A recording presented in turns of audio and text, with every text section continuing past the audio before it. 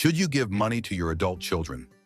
Let's talk about something personal and very common. Many of us are in our 40s or 50s, and we have adult children. They might still be in school, already working, or even raising families of their own. But sometimes, or often, they still need our help. And here comes the big question. Should we give them money? And if yes, how much, when, and how?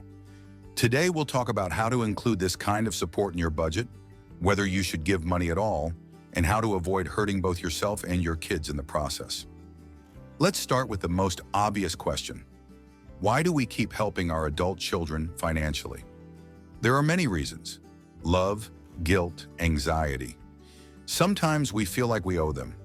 Maybe you weren't around enough and now want to make up for it with financial support. Or maybe your own parents didn't help you and now you want to do things differently. We feel like we need to be their safety net, especially when they're going through tough times. Job loss, college expenses, a new baby. And often it just feels impossible to say no. But behind that natural desire to help often hides a serious financial risk. Statistics show that nearly 1/3 of people over 50 in the US and Europe continue to give financial support to adult children, even when they don't have enough savings for retirement. That means money that should go toward your medical bills, travel plans, or long-term security is being redirected elsewhere. Many parents even go into debt to help with a child's mortgage down payment or to cover their bills and everyday expenses. This can seriously weaken your own financial foundation.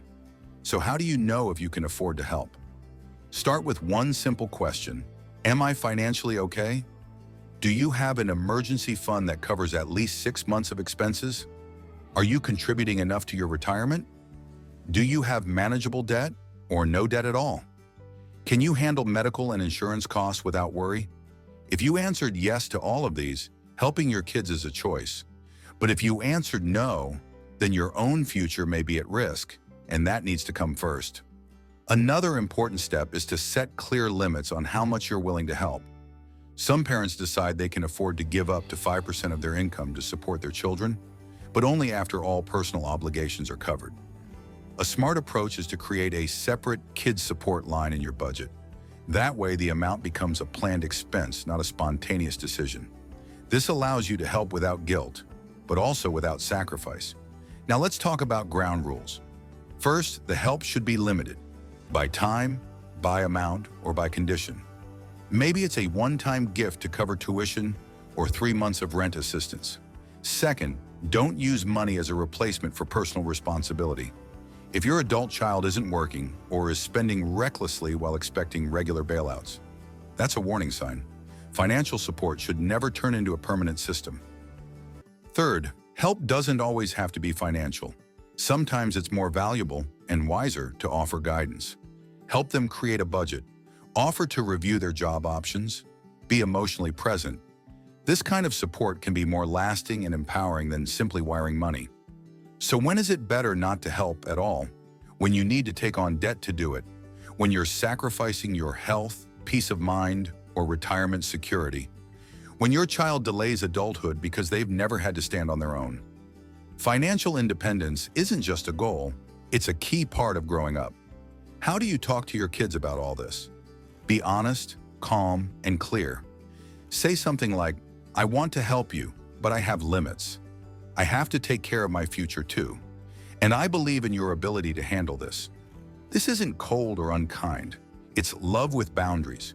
You can still offer alternatives, guidance, job search support, education resources. These conversations build mutual respect for you, for themselves, and for money. Helping your adult children isn't bad, but it has to be intentional, not out of fear, not out of guilt, and never at the expense of your well-being. You deserve a peaceful retirement, a secure future, and the ability to enjoy your life.